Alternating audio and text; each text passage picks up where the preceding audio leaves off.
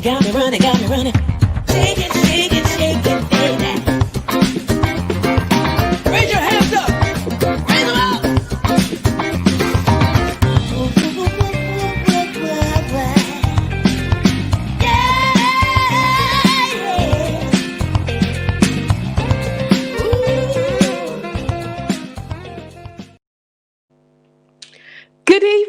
Good evening, and good evening again, and welcome to After Dark, the relationship show for big people. Yes, we are here again this week, and we are still unpicking and unpacking the conversation about sex. Yes, we are. So we are number 3 into the series. This is the third episode into this particular series. Last week, the men were asking, they were saying, making comments about women and ironing boards and all kinds of stuff. So we started talking to the men. How much do you want a woman to take the leading role in the bedroom and in the relationship? Are you comfortable with that? What does it look like? We want to know. We want to unpick that. We wanted to unpick that. So we started last week with the men. We also had a sex therapist with us. We had Chastity Chandler from the USA, who was very open and very explanatory, if I can say that word, if it even fits in with the conversation, about the elements of sex. So we started to really unpick lots of different elements. Many things were said from the male perspective. This week, we are going to be looking at the female perspective. So we're going to start off with the women, find out how they feel about the male. First of all, how they feel about taking the leading role. And then we're going to flip the script and ask them how they feel about the men being the lead in the bedroom and in the relationship, and see what we come up with. And then we're going to bring the men in and we're going to have an open and candid conversation. Now, this week, we do have a male sex therapist with us and coach. He is a coach and covers sex therapy within his coaching business, and his name is Fidel, and he is here also. So we have 2 experts in the field this evening, so it's going to be super juicy. So before we carry on with the show, I do want to remind you to get onto your social media and share. Share. If you are on YouTube, share, like, and subscribe if you haven't done so already. But we want you to get involved in this. So I want to welcome everybody that's there on our Facebook page. And I also want to welcome everyone on YouTube. Welcome to this show. And we want to let you know that we appreciate your support and wish you will support us even more. And let your friends, your family, and your frenemies know all about the After Dark show.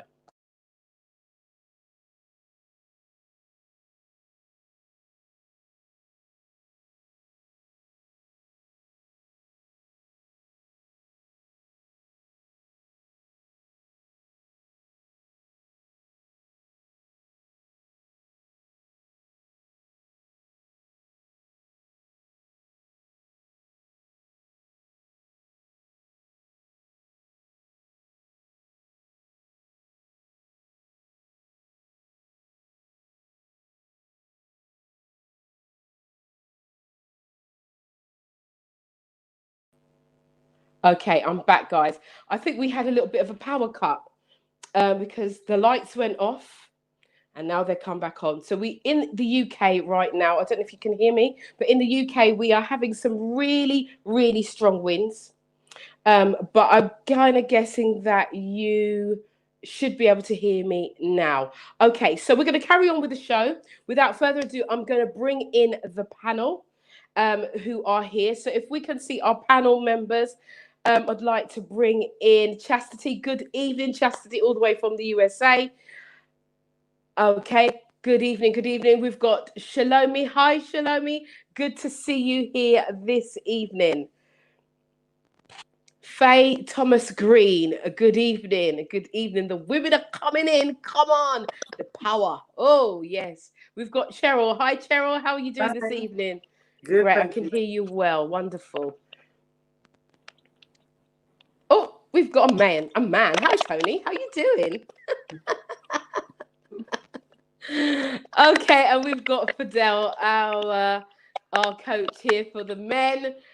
Hi, nice to see you. Are we ready, or is that who we've got in the green room? Anyone more? Anyone else in the green room? Okay, so we're going to go with who we've got here. So I want to say good evening to you all. Now I can hear some tapping going on. So who's on? Whose microphone is on?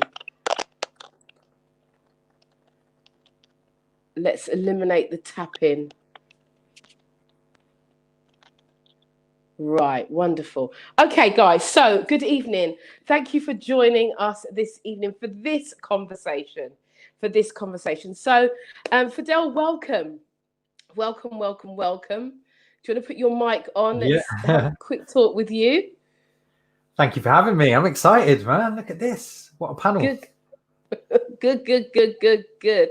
So good to have you here. Fidel, can you just tell and let the people know you're the modern man as well? So let the people know a little bit about you and what you do. Yeah. So I'm a life coach and therapist. Mainly I work with men who have been through divorces and breakups or having a midlife crisis. That's kind of where I market at. But a lot of the work that I do is around guys getting back in the game. I run dating programs and stuff like that for people when they get to my time of life and certainly looking for that next journey in relationships and so forth. I run a men's Facebook community called the Modern Man Club. I run a women's Facebook community called the Modern Woman Club. And in both groups, we talk a lot about sex and sexuality, as I do with my clients. And so a lot of my work is around that sort of stuff now. I love it. Wonderful. Thank you. Thank you for being here. And I think we're going to have a lot of fun tonight. We are. Okay, we're going to have a lot of fun. So for those of you who didn't see last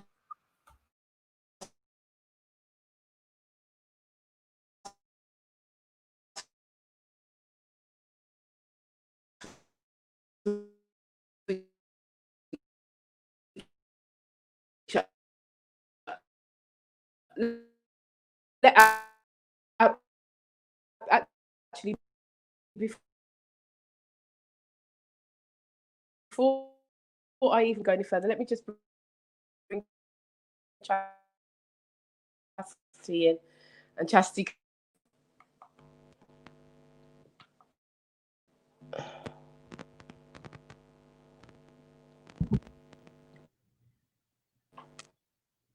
can you hear me, guys? I can hear you. Yes, no, yes? Yeah. You can hear me. Chastity, just tell us a little bit about yourself, what you do for me, please, darling. Okay, I am a licensed mental health counselor and certified sex therapist in the United States. I see couples. Okay. Let me just.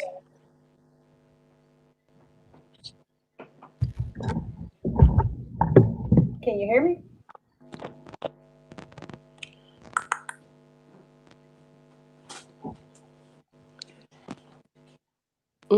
I can hear you. I can hear you. So again, my name is Chastity Chandler. I am a certified sex therapist in the state of Florida. I specialize in. Can you hear me? Can you hear me? Yes. We can hear Chastity loud and clear. It's Yvonne whose mic is breaking up. Chastity is coming through loud and clear.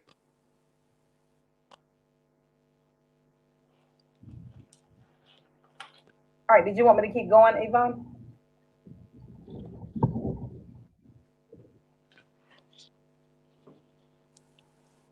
Carry on, Chastity. Okay, so my name is Chastity Chandler. I am a licensed mental health counselor and a certified sex therapist in the state of Florida. I specialize in LGBTQ plus issues, non-conventional or alternative relationships, so open, poly. I do regular couples counseling around intimacy, sex, and all things sex and intimacy related, conflict resolution, that kind of thing. I've been in the helping field for over 18 years. I am a 3-time author and I enjoy talking about sex. And so I'm all about sex talk, no chaser. So I am super excited about today's conversation. Okay, so guys, thank you, Chastity. Can you hear me loud and clear? Yeah, great stuff. Okay, so we're going to move forward with the show. Seems to be having a few issues with the internet this evening, but we bind that because we're saying we're going to get on with this show and we're going to have a good show this evening. So, okay, so last week we asked the men what type of woman they would like to be with in a relationship. How would they like them to be sexually? And one of the comments that was made from the previous show the week before is that women can be, some women, let me put this right, some women can be like ironing boards. Okay? And so that statement, I can't relate to it. I just can't. But anyway, but this is what has been said. So this evening, we want to find out how the women feel about their sexual liaisons with men, what they like, what is beneficial to them, what they would see as why a man may say or refer to them as an ironing board. We also want to know about how women feel about taking the dominant role within the bedroom. Some of the men were saying, yes, they would love it. I think Theo was on here last week and he was like, he's up for most things as long as he knows where the key is. He felt like quite threatened maybe if he didn't have the key or somebody walked off and left him in handcuffs. He was like, the handcuffs, no. So we want to explore how far you would be willing to go, looks like to you, and kind of reflect on what the men said. And then we're going to bring the men in.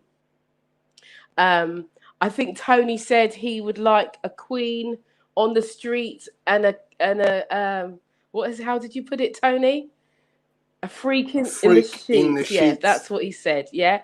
So and I think most of the men, I think Kellyanne was the only one who was really a little bit, he was saying that's not really for him. So we want to explore this. We want to explore a little bit of the BDSM as well, whether, I think we touched it a little bit last week, whether or not that would be something that's palatable for you ladies to exercise in the bedroom. Now we know that we are of the older generation. We are like 40 plus, around that era, and so this is for us. This is for us to explore, because I suppose when we were growing up, things were different. The way in which things were put across was different. And I'm just hoping that Michelle is going to be able to come back into. I don't know if she's having internet issues as well. There's Michelle and Herbie. All right, lovely. So we're going to kick off this conversation. We're going to open it up with the women.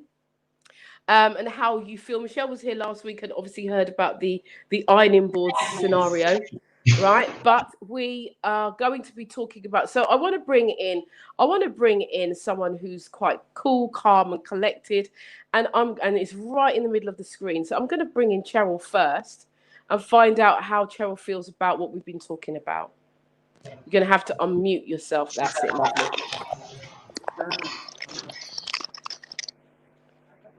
I can't find my mute thing. I can hear you. If you're not speaking, can you put yourself on mute, please? Thank you. Come in, Cheryl. Yeah, hi. Good evening, everyone. Now, I'm kind of with Tony. I'm a lady on the street and a freak in the sheets. Really, I kind of I do like to be dominant sometimes. A lot of the time. I'm honest. Yeah, but it's also nice to have a man that is confident enough to be able to allow a woman to be able to do that, and also for a man to take control sometimes too. But I definitely don't like vanilla sex all the time. What is your definition of vanilla sex? I think I suppose the normal wham down and it's done and it's finished. I think like most women, I like my mind to be stimulated first. And I think that's where it happens for most women, that our minds need to be stimulated and then everything else goes, as it were, follows. Okay, I can see a comment from Fiona Camp saying, hell yeah. Right, so there's some feedback going on. I don't know if anyone's playing with their microphone or what, but I can definitely hear a lot of distortion going on. Okay, so Cheryl, you don't want vanilla sex, No, and you'd like to take the dominant role. I do. So could I just ask, would you say that you are dominant within the relationship as a whole? No, I would say that I think it's really different when you're older and you become more confident in yourself and perhaps you've been single for a long while and you're independent and used to doing things your way and in your own time. But I'm at the stage of my life where I like to sometimes I will step back, but I kind of like an equal relationship, but it can never be totally equal. The reality is that sometimes someone will you have to defer to someone sometimes. So yeah, so I'm kind of in the middle. Sometimes I take the lead, but I'm quite happy to let a man to take the lead sometimes. But I like an equal relationship. Okay, Faye, I'm going to bring Faye in. Thank you, Cheryl, for your comments. I'm going to bring Faye in because Faye has made some comments over the week. So, good evening, everyone. Right, so I would say for me, I think I'm a very dominant person in relationships. I know what I want, I know how I want it, and for me, that's where I am outside of the bedroom. Now, in the bedroom, I'm a very adventurous person. My problem is that I don't find men that are as adventurous as I am. So there is a problem with that, and I like to be submissive in the bedroom if I am confident that the man in the bedroom with me is gonna give me everything that I want. So I will be the submissive in that situation. But where I'm not so confident that the man is as confident, then I will be the dominant, and I will tell him exactly what I want. So right. Okay, that's interesting. So you're dominant in the relationship and you're dominant in the bedroom, but you will allow a man to dominate if he can. yeah, because I think some men are quite intimidated. I think some men are intimidated by maybe the size of me, or I don't know what it is.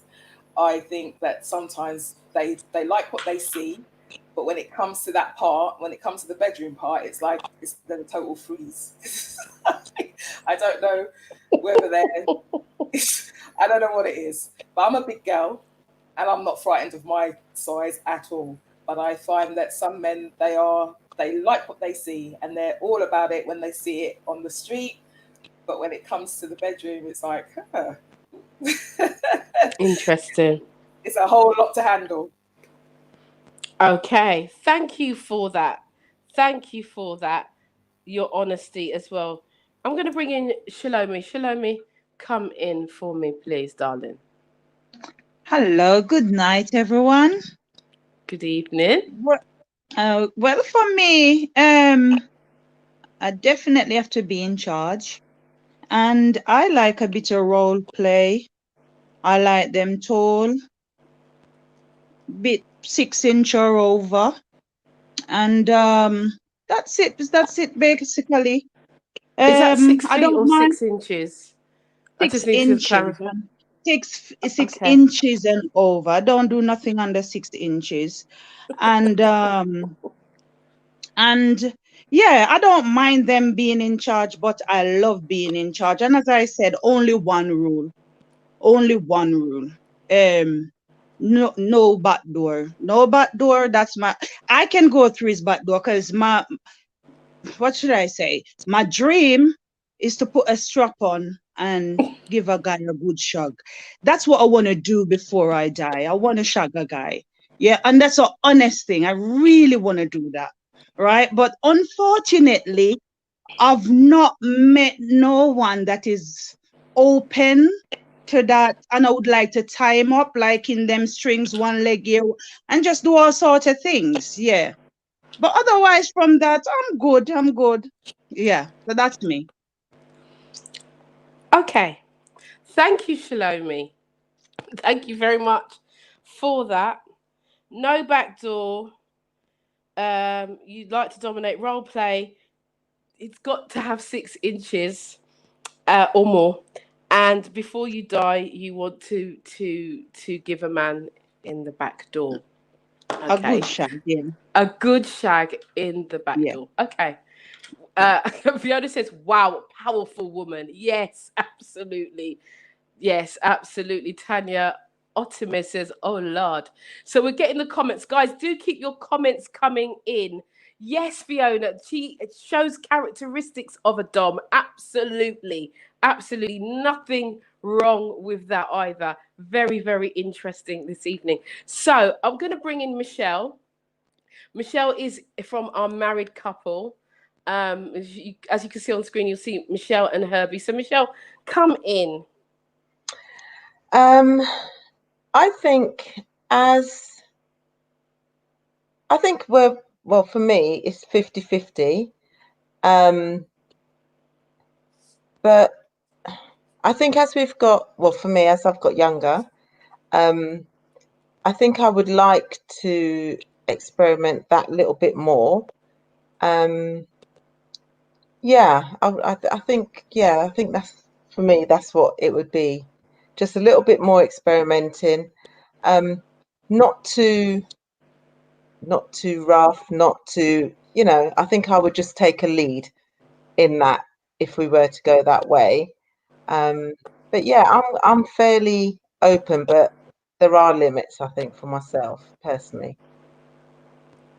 And do you think, Michele, that taking the lead sexually would lead to you taking the lead in the relationship totally? No, because because we talk all the time, it's really shared. So a lot of our decision making is a joint thing. There isn't, I wouldn't think I can't think of any time where I've sort of gone and done something without Herbie knowing or mentioned it to him before, or so it's quite it's shared. It's shared throughout the whole relationship, actually. It's very rare, sometimes we phone each other 6-7 times a day. Just, hi, are you all right? Or, and that's how we've done things from the very beginning, from when we first met at school, really. So right. So you've carried that through the whole way through your relationship. Yeah. Okay. All right. So I want to thank you, ladies, for your honesty. Now, in terms of what was said about women being the ironing board and women not taking part, it was said, this was something I think Kellyanne also mentioned, the woman taking more of a positive role in the bedroom. How do you, you've all said, most of you have said you like to dominate. So in my head, without putting words in your mouth, it would tell me that you would take the lead at some stage. Is that wrong, or is that right? Is that right? That's right. That's right. I think I don't know if it's being dominant. I think it's just taking the lead.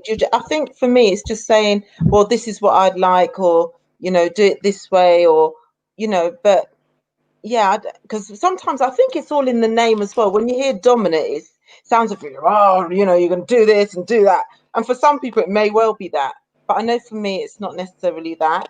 It's just telling Herbie what I like, or let's try this, or let's try that.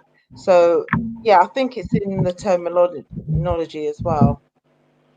Okay, that's fair enough. And I think it's fair to say that, and I'm going to bring I'll bring Tony in just slightly here. I think it's fair to say that the gist of what I got from it last week is that there is a distinct difference between the dominant woman and a woman taking the lead in a relationship. So what we want to find out today is, how willing are you to actually not only take the lead but dominate? Tony, is that right? I think that's what we kind of came up with last week, that it was more about a woman, not for you particularly. I think you're slightly different from the rest. I think both you and Theo were different from the rest of the guys that was on the panel, to say that you don't mind the leading, but the dominance is a little bit scary. Have I got that right? Would you say? Not for me. No? No, Well, not at all. not for you. But I mean, generally, as I said, not for you. But that's a feeling I got from the men who were on here last week. I don't believe that men will find a strong woman in the bedroom scary. I think there is some trepidation amongst men about sizeism. I mean, you know, I'm talking directly to Faye here, because I would talk to my boys, and I know some of them would not go past a plus size woman. Yeah. So you get that amongst the fellas. You get that conversation. Oh yeah, she's lovely, and she's too big for me. And I'm like, what do you mean she's too big for you?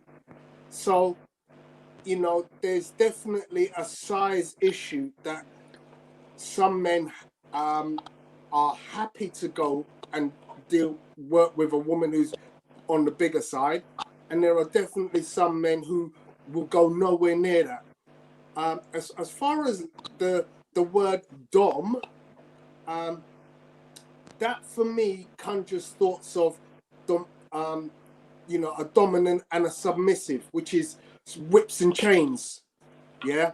Which I have no fear about that. Whereas what I think I was discussing in terms of a freak in the bed is just a very confident woman, and a woman who's willing to be as vocal as a woman can possibly be in describing what is ringing her bells while having sex, and all the other ancillary parts of sex. So the foreplay, the leading up to, the in between, so to speak. You know, because obviously once a man comes, you know, it's going to take a little bit of time, and at that point, he can still be pleasuring a woman. Mm-hmm. So you know, I think there are definite differences between a dom and a freak in between the sheets, because a freak in the sheets doesn't necessarily have to be a dom per se, because I see that as a BDSM woman who wears the leather and the whip and all that. That for me is a dom. Okay, all right. So we're going to bring in. I know that Theo was kind of shaking his head and blah blah blah, but just coming quickly, Theo. Then I'm going to bring in our sex therapist. I'm going to bring in Fidel next after Theo. Theo, just give me your insights as to how you felt last week was, in terms of, I think that most here was a general consensus that the woman taking the lead was a good thing, but not so much the dom. That's what I got from it. How did you get that? Did you get that last week, or did you get something else? No, I'm pretty similar to Tony. I don't mind a woman taking the lead. It's not a problem being vocal. And the dom, yeah. When people say it's words, isn't it? Because we're saying dominating, so everyone thinks dominatrix and all stuff like that. I think Chastity just make the distinction between BDSM and dominating in the bed. I don't mind a woman taking the charge in the bed from the foreplay right through. I have no problem with that. No problem with that at all. And because there's only a few guys on here, most of the guys said we don't mind, and most guys don't mind. Most guys don't mind a woman taking charge, and because she's confident in what she wants by telling them, this is what I want, do this. But some guys, I do know some guys that are a bit uncomfortable with that. They like to be, me a man, me a control, me do this, me do that. I know those kind of guys as well. They're man, and all they want to do is what they want to do, and that's it. Don't care what the woman says. I'm gonna get to her for the next 3, 2, or whatever. And they, what's the word that you say, Yvonne? 2 pumps and a squirt. What is it? I love that. Yes. Yeah, they do. So they have the big chat. They say, yeah, man, I'm gonna kill her, man, I'm gonna do this, and then they go in there, 2 pumps and a squirt. They're done, and they're fast asleep. Yeah. So ladies, I'm gonna say, be careful of a man that's gonna say he's gonna do this and do this to you, because you know what I mean, it's just most of the time it's, as they say in Jamaica, empty barrel makes the most noise. So that's the ones you have to worry about. The man say, yeah, man, I'm gonna throw you down and this and that, and when he gets into the room, he's 2 pumps and a squirt. Then yeah, he's already told you what he's going to do in his head. He's already halfway done his mission in his head. So by the time he gets into the bedroom, he's only got the last 5 minutes left because he's already built up in his head. So that's all. Well, I'm glad you said that. I'm glad that came from you, Theo, and not from me. I agree with you there wholeheartedly. So let's bring Fidel in. Fidel, what do you think? What are your thoughts on this in terms of men? Do they prefer the woman just to lead? Or I know that some men love the dominatrix kind of thing, but tell me what you think in your wise wisdom. So my kind of, the way that I work with relationships with my clients, and certainly in the bedroom, and the way that I deal with this also in my personal life, which is how I got to coaching other people, is looking at masculine and feminine energies. All right. And for me, everybody's got a mix of both within them, right? But in a heterosexual relationship where there's a man and a woman, one will always be more in the masculine and one will be in the feminine. That's what causes the polarity. That's what causes the sexual attraction. That's what causes the spark for me. And so the masculine in those terms will always lead. That doesn't mean that they will be in charge. That doesn't mean that they will be the dominant. That doesn't mean that, but they will lead the experience. They'll create a safe container. All right. So they will provide that safety and security for the woman to feel comfortable. And then they'll say, okay, take charge. But they'll lead that process and make sure that it's in a safe container. And in order to do that, you've got to be real comfortable in your masculinity. Like some of the guys were saying earlier on, most of us who are comfortable in our masculinity, we do not have a problem with a woman taking charge in the bedroom. What's really powerful is if a woman does that in her feminine energy, in her feminine power, taking control in that way, rather than in where it can get a little bit weird is if a woman steps into her masculine energy and then takes charge in the bedroom. A bit like Shell was saying, putting on a strap on. I have 2 rules actually, Shell. Nothing up my ass and don't hit me. Those are my 2 rules. Yeah. Personally, but yeah, I think when we understand that concept of that masculine and feminine energy, that brings in a level of understanding and a different understanding in this whole role playing part, whether it's in BDSM or whether it's just about being dominant in the bedroom.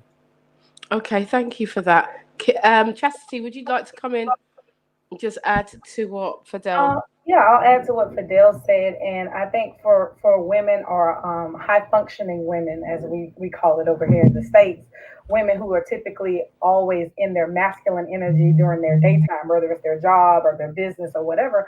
I think it kind of goes back to what we were talking about last week when we were talking about being more comfortable, right? We don't want to be in our masculine energy. Most of us don't when we get home. We want to take the cape off. We want to let it all go. But I mean, if you're with a partner who doesn't have a lot of experience, or you're not going to be able to be sexually satisfied if you don't take the lead, I think that's probably why a lot of women might take the lead. Does that make sense? Because me, as far as the sex is concerned, which I know is a huge shocker, I'm more passive. I'm an active, passive person when it comes to sex. So I'm more wanting to be told what you want, or if it's a partner I'm already comfortable with and I already know, then I already know what to do. And by the way, my only hard no is fisting, by the way. Okay. Thank you for that, Chastity. So, as ladies and gentlemen, as you can hear, this is a very open and candid conversation that we're having today about preferences in terms of whether one takes the lead whether one is dominant. And it's very interesting.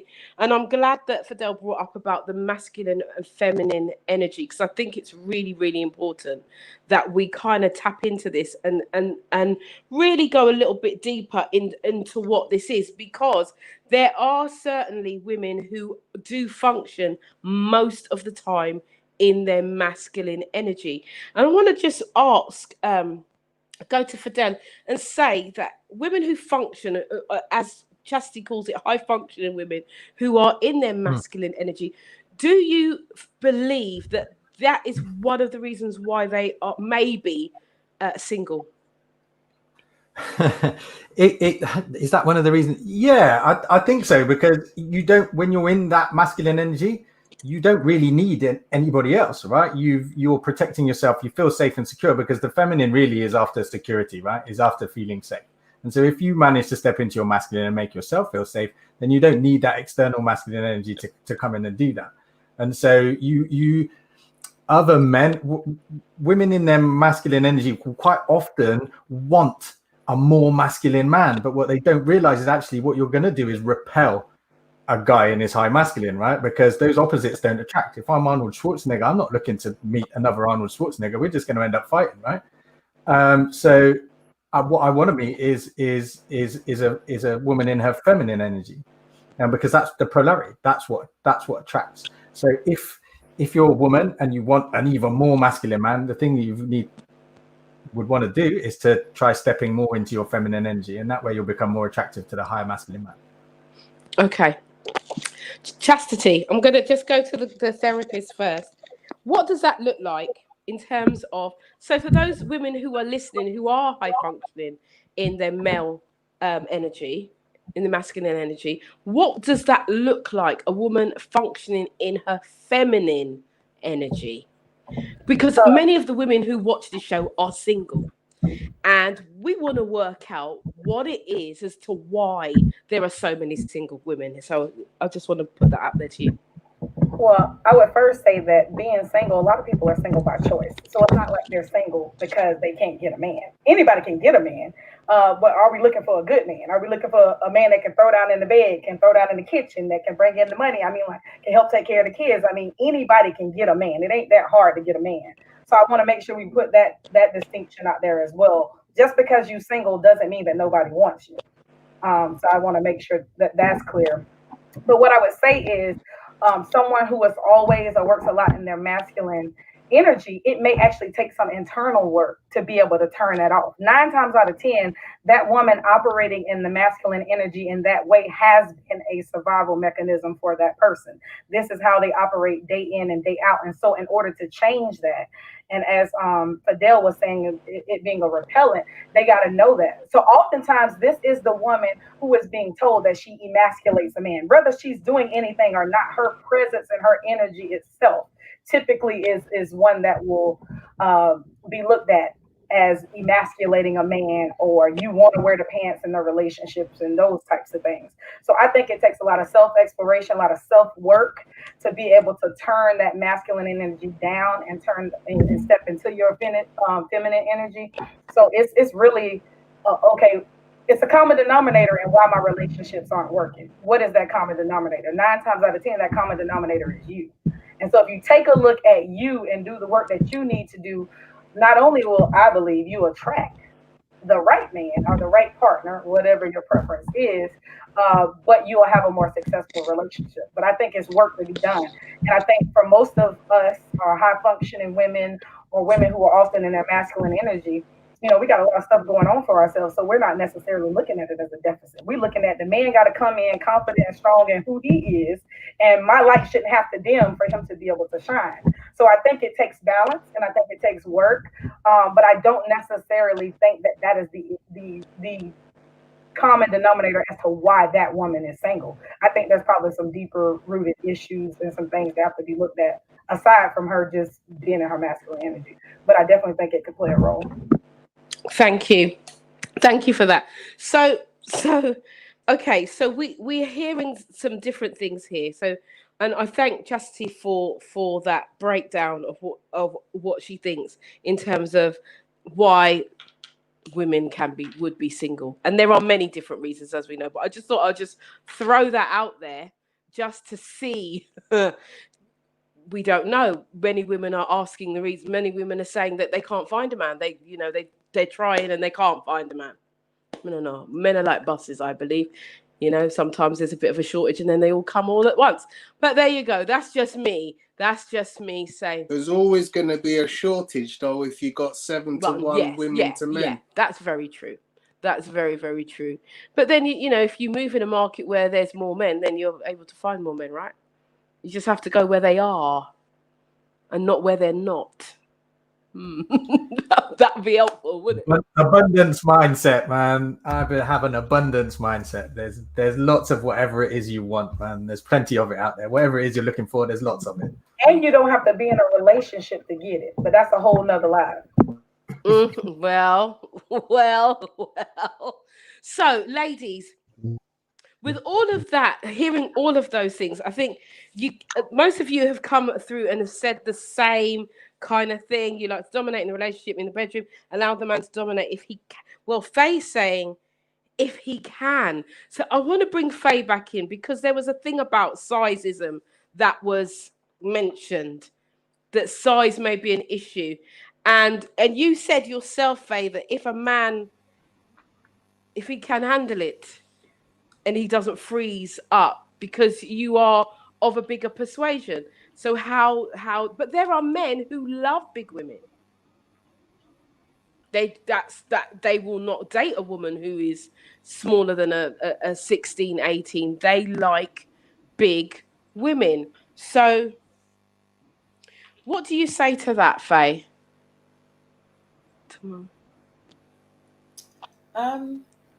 I think yes, definitely there are men that like big women. I think for me, I think because I don't know whether those big women though are as dominant as I am, because I think depending on what's going on outside of the bedroom sometimes determines what goes on inside of the bedroom. So I think yes, the idea of a big woman is great for some people and they like that. But when you get to, for me, I can speak about my own personal experience. And for me, I'm a very good communicator. I do it all day long. I'm a very good, person in terms of adventure and things that I like to do. And I'm, out there. So I think having those conversations outside of the bedroom do determine what goes on inside. So as I said, they're looking at me and they're seeing what they like. They're having a conversation, and even that conversation might meet their needs. But when they I don't know what it is. Maybe they think I'm not flexible enough. Maybe they think I'm not, I don't know what it is. But for some people, there's just a disconnect. It just disconnects. And that's just in my experience. But yes, there are men that like big women. I don't deny that. But I think in my experience, sometimes that's just not the case. What they see on the outside and what they're getting is what they find out it is two different things. Is that because of how you are as an individual? Like they see you as one way and then what they get is a completely different package. Yeah. So and it's not because I'm doing it on purpose, it's just the way I am, I guess. It's just me. As I say, as Chastity said, it's like, sometimes you have to look at yourself and what you're giving off, and maybe that's the reason why I'm giving off one thing, and when they get there, it's a different thing. I don't know. So I'm giving off that power in the bedroom. I'm maybe not giving off so much of a power, and maybe that's intimidating. I don't know. As I say, it varies from men to men. There are men that really, really get into that and they really can handle that, and there are men that just have that disconnect. Okay, and that may be because maybe they're not into big women, maybe, or not. Yeah. Okay. It might be. Tony, you got. But obviously, they're seeing what because I think for a lot of men, what they see is what they like, and for women, it's what they hear is what they like. So I think for men, when you're seeing it dressed up and in its package and everything looks all tidy and neat, and maybe there's a Spanx going on or two or whatever, and it's not as big as what you're thinking, when you get into the bedroom and all of that comes off, It's bigger than what you're expecting, right? Okay. Okay. So then it's like, oh, the shock I thought element. it was like this, but actually it's like this. Okay. But you work it, right? You're working Yeah. it. You because you are the dominant one. You like to lead, but you feel that they are intimidated by that. Yeah, I think so. Okay, That's right. So we're the going to come back. We're going to speak to the men on that. I can see Tony with his hand up. Come in, Tony. Yeah. So just in response, I've got some of my guys are on my phone messaging me as we're speaking, and I got to say, a couple of them are saying, you know, look, we love a big woman. You know, the comment says big women are on it, especially if you can pick them up and carry them around the house. I like being picked up. So yeah, I think there's a come on now. I think there's a definite liking for big women. The other thing that I always remember though is that, you know, especially in Africa, so African men historically like big women. You know, they you know, they're not about the waif look, the skin and bones as we might call it. They like a big woman. They like meat on their bones. And you know, there's a lot of my friends of African descent who definitely prefer a bigger woman. Okay. So that might be the thing. Hello. So Tony, tell your friends. Actually, you can tell them we're coming tomorrow. They're listening to you. Okay, so guys, guys, those guys who are listening on Tony's feed, be aware that we are coming to you tomorrow. So be very afraid. We're coming to join you tomorrow evening. So that should be very, very interesting indeed. So this is how we're doing this thing. So ladies, so I want to come into Cheryl and then I want to bring Shalomi and then bring Michelle back in. Then we're just going to have this open and frank conversation with the therapists in it as well. So Cheryl, hearing this conversation, what are your thoughts? Well, my thoughts are that I think that the longer that you're in a committed relationship, I think for me, the better the sex is, because people become more comfortable and you should be able to be who you are in that relationship. I think if you're not in a relationship where you've had time to talk, get an understanding, because communication is the key there.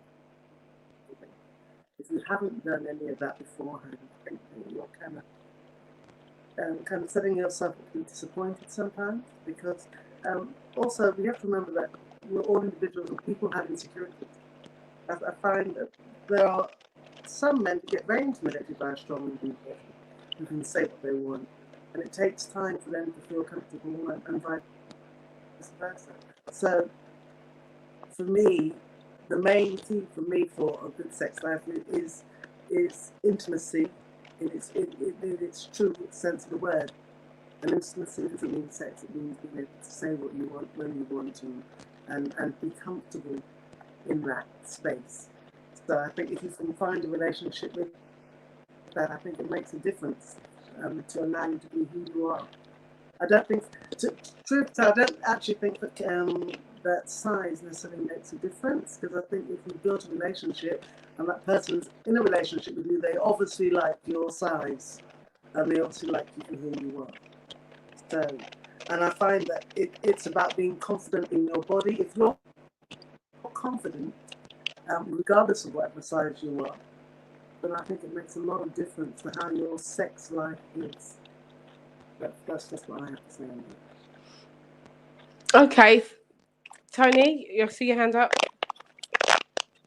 Yeah, I just want to talk about the size aspect again, because you know, it's very interesting that we're talking about this particular element of sex, because you might meet somebody when they're at their best, you know, their body looks like $1 million, and 10 years in, 15 years in, couple of children down the line, that person's body has changed.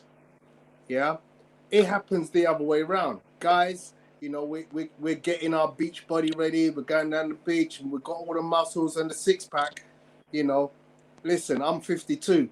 I struggle to get a six pack. You know, it's not as easy as it was when I was in my 20s. You know, I just had to blow on a piece of food and the six pack was there. Now, jeez, I work till the cows come home. It's just not working the way it used to do.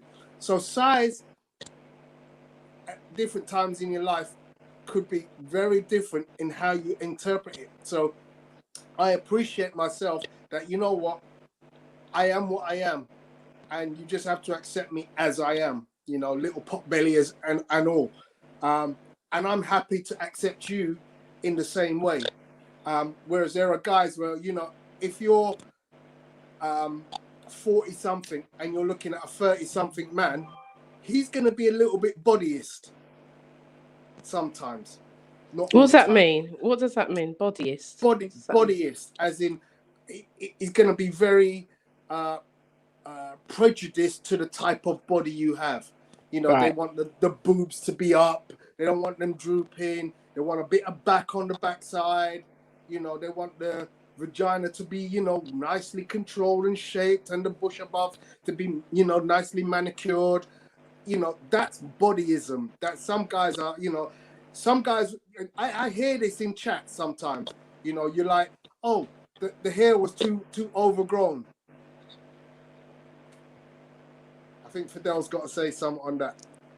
Come on, Fidel, come in. Just come in. I agree. I mean, look, sexy is sexy.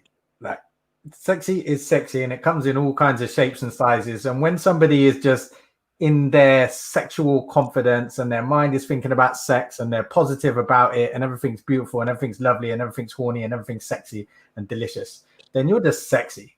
Listen, people walk past you sometimes and you might have a type, but somebody will just walk past you and like, damn. And they might not be that stereotypical beautiful woman, or even the person, the usual type. But you know what? They just walk past you because they're sexy. So for me, I'm fit. I would agree with what Tony said, by the way. I'm 44. I box. I train every day. I do not have a six pack. I have a little belly. Still going on at my age, right? The six pack days are gone. And I also know what it takes to get a six pack. I'm going to eat chicken and broccoli. I'm going to be boring, man. So I prefer to have my life. So on that front, if I'm looking for a relationship, I will look for a woman who looks fit, because that's more of a lifestyle choice. But when it comes to having kind of casual sex, one night stand or whatever, and just relationships and something like that, I've been with bigger women and stuff, because from a sexual point of view, sexy is sexy.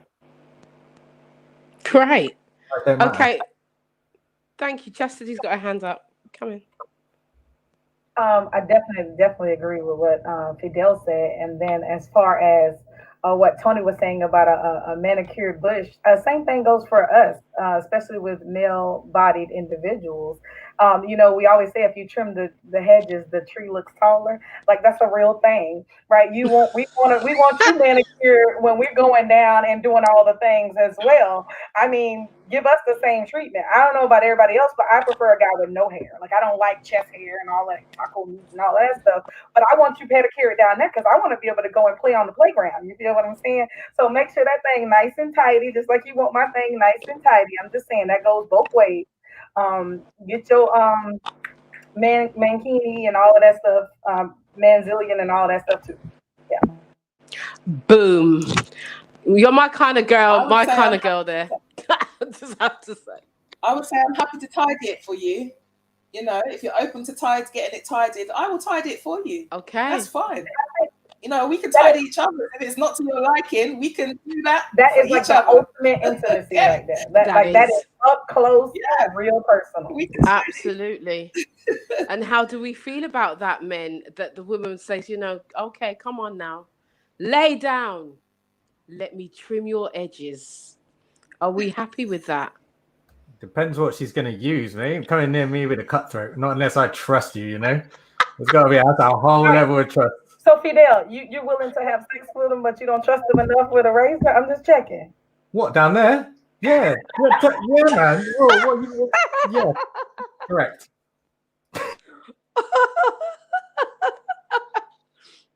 Listen, I am a qualified hairdresser. I have been in the industry for nearly 30 years and I work wonders with a cutthroat. Just thought I'd say. Shalom. I don't, as a man, I don't care. You could be a specialist, whatever. No, no, no, no, no, no. But we know Well, that. Nah, well, first of all, nah. the the garden It needs does. to be tidied. Imagine going in a bush and make a joke up on your lip. It cannot work. Come on now. You understand? All this bush thing after you don't know what's hiding. 40 legs, scorpion, anything can be in that grass. I rather the plain, clean shave, right? Mm-hmm. Smelling good Mm-hmm. too. You understand? One of the worst thing is for a man to have a smelly dick. That cannot work. And with all that hair, it's gonna carry a bit of frowsiness. Let's be honest. Even Rosie. with Mm-hmm. woman, it's gonna be frowsy after you pee. The pee is gonna catch up in the hair, and you're gonna be wrinkled. So come on, ladies, you have to clean it up, clean it very nicely. The man have to clean. None of the hair thing. I cannot do the ear thing. Mm-hmm. None at all. Because after I don't want to be picking out my teeth like I was chewing bone and bone stuck in my teeth. So no here. Come on, let's be real and no here. And I want to ask which guy is up? Which guy would let a woman use a strap-on on you? Thea, would you let a woman use a strap-on? No, thank you. I'm free and easy, but Tony, no, no? that's too far from me. Nothing around there, thank you. Sorry. I was just wondering. But at the end of the day, sex is something should be discussed. And one thing about Caribbean people, especially Jamaican, when it comes to the thing about sex, it's bam, cram, next time, madam, or probably never. Right? And as I said last week, that's why most Jamaican women cheat. And that's why most Jamaican men cheat, because they're not satisfied. You understand? They are not satisfied. Nobody talk about sex. Sex is a taboo. If you talk about sex, you're a whore, right? So these things are not touched. And I like to explore. And that's why I'm single. Because I met a man called Jesus and him changed my mindset. And I don't know if I can be faithful. Because I've never been faithful before Jesus, you see. I've never been faithful before Jesus. So my problem is I don't know if there's a Dora within me that love to explore, and men tends to be boring. You know when you're having sex and they go that ooh, that grunt does the mind, right? And most men is silent. You understand? And I don't know. I just like to hear the cool names, say all kind of stuff, and they don't. So for me, I like a bit of Dr. Fish, a bit of snapper, callaloo, cabbage. Sometimes you can't get fish on dry land. So I'll go in the sea and I'll come on dry land. So you understand? And I'm being honest, I've always cheat. And I don't call it cheat really.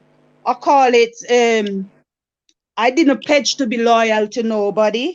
And I've never kept one guy. I've always have a few for different occasions, because most Jamaican man, they'll bang it, they'll not eat it. Some will not pay the bill. But as I said, I met a man called Jesus, and now I'm thinking, do I trust myself? And to be honest, I'm a manipulator when it comes to man. I've never slept with a man without a reason. Now I don't have any reason. I'm thinking, falling in love. I don't see no man that can make me fall in love. It's like I see them and I see a toy. So for me, as I said, I don't know where I'm at now, because I will meet a guy like I did the other day and I just start flirting. And he said to me, I like you and everything, but you're a bit strong. You understand? You're too strong. And I'm thinking, but I'm just used to being a predator. I'm used to hunting. I don't like being hunted.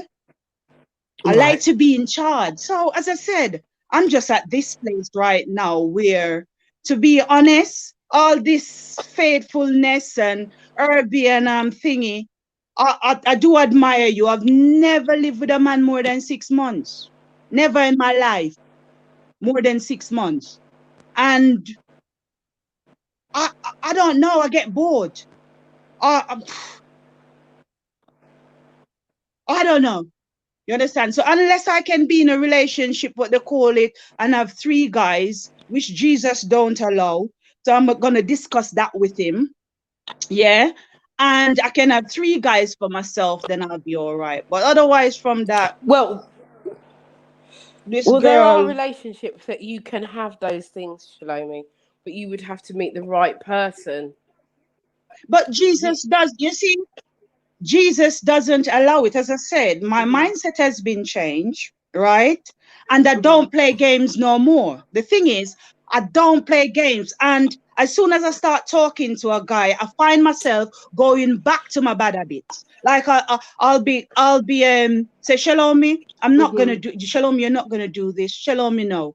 And as soon as I start, I just find that Dora comes out, and I don't know Right. how And to keep Dora in. So I stayed single for over 10 years now. No sex. I'm living a dickless life. And sometimes I'm thinking to myself, why? Because one man alone right. cannot So there is satisfy me. polyandry. There are things that you So can do there, Shalomi. But the one thing that you mentioned is about going back to old habits, and you have to, we can work with you to break those old habits and create new ones. That is not a difficult thing, but you just have to be willing to do that and willing to change your mindset. That's one of the things that you would have to do. But there are, I've never been but that's, vulnerable. but That would put me in well, a not vulnerable really. situation. I've Not really. never It's a been matter of you vulnerable. taking control, but doing things differently. If you do the same thing all the time, you're going to get the same results. If you do something different, you will change the result that you get. But you would have to be willing to do that and willing to go through the process of changing that mindset, if that's what you really want. But again, if you wanted to have multiple relationships, that's polyandry, and that's something that we will be talking about in the weeks to come through this series. So I can see Tony had his hand up. Yeah, I just want to address what you've just said, Shalomi. I don't profess to be biblical minded or biblical in terms of knowing what the Bible says you are allowed or aren't allowed to do. And I guess I'm going to kowtow to Theo, because Theo, you're a pastor. But I don't recall anywhere in the Bible where it says you have to stick to one person. And I often tell people that the mentality of one person, one man for one woman is a Western or is a modern day thing. Because if you go back historically, polygamy and all of other type relationships were practiced all over the world. So I'm not sure if you're, taking on a particular sect of religion that tells you you can only have one person. The other thing that I want to address with you, Shalomi, is I remember when we first started having this conversation about what we were looking for, had indicated that you were only interested in men up to, I think, was it age 40? So the thing 6 that I would inches, say, I think you said. was it 40, Shalomi? In it, I put it to 4. I put it to 44 now, because I see some 44 guys looking like 35. So I put it up to about 30, because I see some. Fidel, I've been she's talking meeting about some you, Fidel. guys, and yeah, Fidel. Yeah, I'm looking at Fidel, and You're not coming yeah, in with that strap yeah, on, though. I tell you that. yeah. As I said, it's just something that I want to do. You understand? But So what I you was know going to what? say is maybe you might want to spread that age limit a little bit higher, because what I think you'll find is that men sub 40 are probably not as open-minded to some of the things you're discussing and are looking for as men above that age group, because men above that age group are a lot more open-minded in sex, I believe, personally. And perhaps Fidel Well, can help me on that one. I don't know men, about men, I see like older men, some of them don't do self-care. Like I find out that a lot of older men don't do self-care. And I can't like, I don't have casual sex. I have to be into somebody. I have to see you first. I'm not after the mind. I'm after the body, to be honest. I'm not going to lie. I'm not going to say I'm after a guy for his mind. I see his body and my eyes go, you understand? So I'm not going to lie. Like, I'm going to be honest. I see a guy and the first thing is his smile, right? And like in the gym the other day, I saw a guy and I said to him, your wife must be proud. You look so well. And he goes, I'm single, but I wanted to know if he was married. You understand? So for me, it's the appearance. I'm not going to lie. The appearance, I'd rather have a broke guy that look good than a rich guy with big belly. And I love money. I love money, but to be honest, I'm being honest. Okay. Right. So we've heard it there. There. All the guys are just smiling like, oh gosh. Shalomi has spoken. Shalomi has spoken. But like I say, Shalomi, if you want to change those habits, we can work with you on changing those habits and for you to get a different result in terms of the men that you are meeting. So, ladies, we haven't really heard from Theo tonight. So I want Theo to kind of, in terms of that comment actually that was made about the Jesus thing and Tony saying about, there's nothing in the Bible, blah, blah, blah. If I just bring you in on that comment and get your thoughts on that. Well, off the top of my head, there isn't nothing written in the Bible. Let's look at Solomon. He's meant to be the wisest man in the Bible. He had over 700 wives. Mm-hmm. You know, David had several wives. They all had several wives. There isn't. It says about marriage is about rather to marry than to burn. So it's rather to marry somebody than to have just have wild sex, basically. So that's what it kind of more pushes. It doesn't actually say you should have one wife. There isn't a scripture that says one wife, one man. It says you should care for. You said the husband should look after his wife and cherish his wife. It doesn't say. There isn't. I'm not top of my head. I can't. There is. Maybe someone can. There isn't a scripture that comes to mind that says you should be with one person. There isn't. There's not one that I can think of. Maybe somebody can correct me there, but I haven't ever seen a scripture or even heard a scripture that says that. Because there's been in the Old Testament, there's a lot of illustrations of most of the guys had more than one wife. So yeah.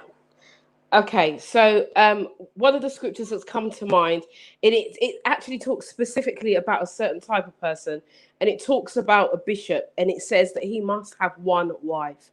That person in that high esteem, in that place, in that position, must have only one wife. It also talks about, the Bible also talks about living by the laws of the land. You must obey the laws of the land, and that's what it says very clearly. But in terms of the multiple relationships, I just want to bring some clarity here. Multiple relationships in the Bible, there were many, and there were many examples of a man choosing a wife and having concubines, which means several other women. However, in those relationships, that man had to provide equally for all of those women. He could not be saying, right, so this is my main squeeze over here, so she's going to have the house and the children, and then I'm going to have this woman over here, and she's going to be bruck. No, that's not how the Bible is. It's not how it's portrayed. And so in terms of what we talk about with these relationships of having multiples, if you are in a consenting relationship and you are all treated equally, then that's a different thing. But I think in nowadays, the way it is and the way that Western society is and the way that we want to think about it, we want to have all of the women, right? Because it is mainly about the men having the women. I'm just going to say that. It's not normally about the women having the men. But and this is just to bring some clarity. but mainly the men having all these women, and they're treating the women with disregard. That can't work, and that is not what polyandry is or polygamy. That's not what it is. There is all about consent, and it's all about equality and having that choice. So when we hear about these things, oh, it's the Western society, we have to get this thing into perspective and know that if you want to have, if you're a man or a woman and you've got multiple partners, you need to be treating them all equally and giving them equally as well. I can see Fidel's face. I think you want to come in, so come in. I've got a few things to say. First of all, there was a lot of stuff there in the Bible that said men have to do this and men have to do that, but I didn't hear anything about women doing whatever the hell they want. So crack on, shall. What and it's interesting actually on that point. Certainly with the men and women, and my kind of experience in the more alternative scene with polyamory and stuff like that. Like women as they hit middle age just have a much higher sex drive anyway than certainly even men. There's a lot of talk again. Men overestimate their actual sex drive in general. You know, there's a reason. Like I've been practicing on the last 21 days. I'm on day 18 of my 21 day no ejaculation challenge at the moment, which has been really interesting. But like.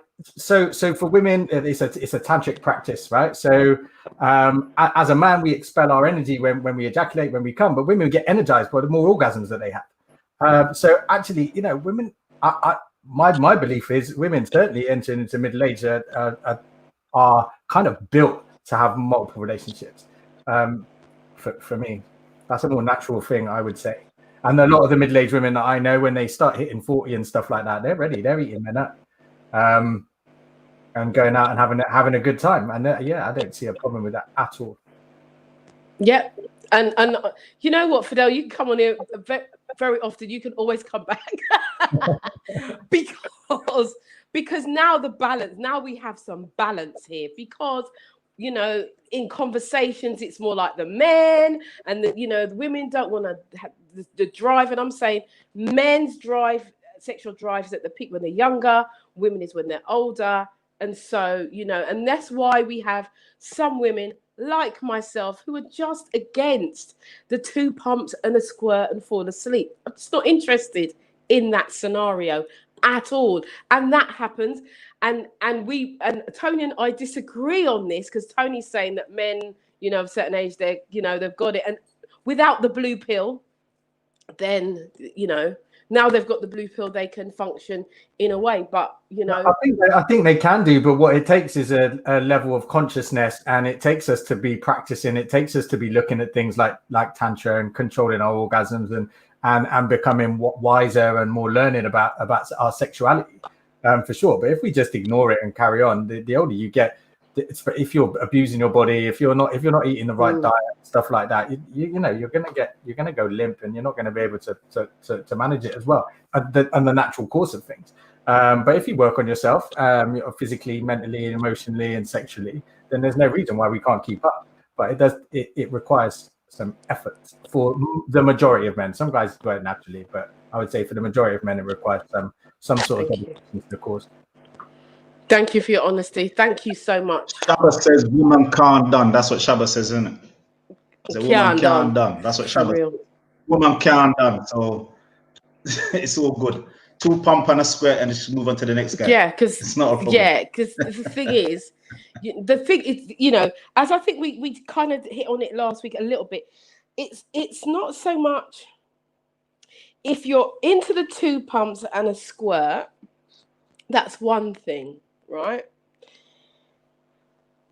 and you're able to get back up into the game and have a wonderful time after the initial 2 pumps and the squirt, and the second time round is maybe, I don't know, 25 pumps or whatever, but there is a number to it, and it has longevity, right?